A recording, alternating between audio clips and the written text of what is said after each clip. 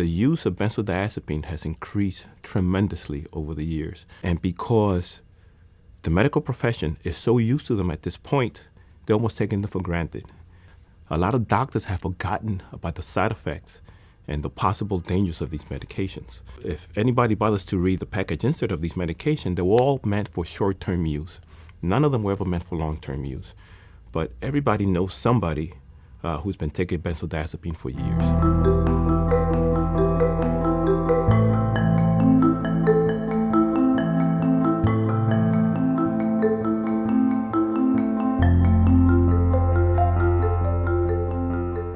So it's incumbent upon doctors to actually take a step back when it comes to benzodiazepine and realize what they're prescribing.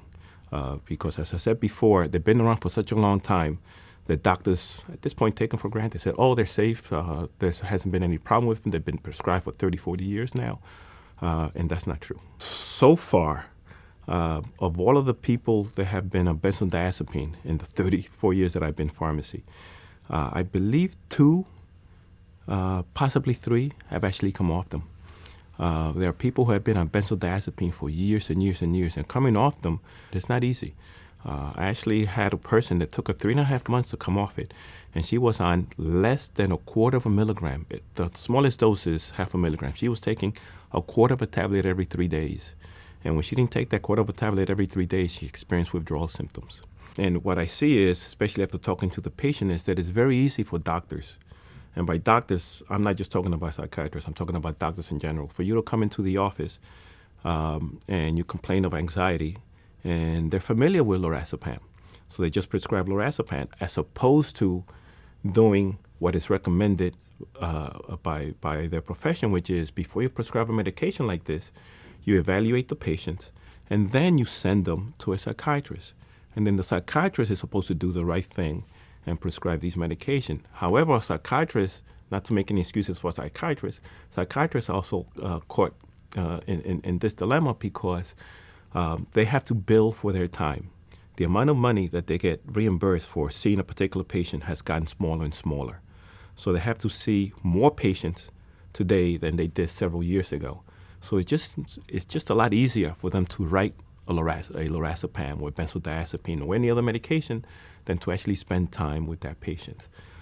So it all really goes back to the insurance companies.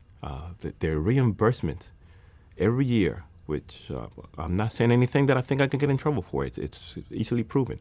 Every year, their reimbursement is decreased, be it Medicare, Medicaid, private insurance. It doesn't matter what the insurance is. I haven't come across a situation where a doctor tells me, oh, this insurance company has increased my reimbursement on this year. So if the reimbursement is getting less, something's got to give. And the only thing they can give is patient care. So the only way they can make ends meet, and that's exactly what a lot of them have to do, they have to make ends meet, is by seeing many more patients. And whenever you see many more patients, it's inevitable for patient care to suffer, no matter how well-intended the doctor is. You could be the best doctor in the world, you have the greatest intention, but if you're seeing 30, 40 patients a day, as opposed to 10 patients a day, patient care has got to suffer.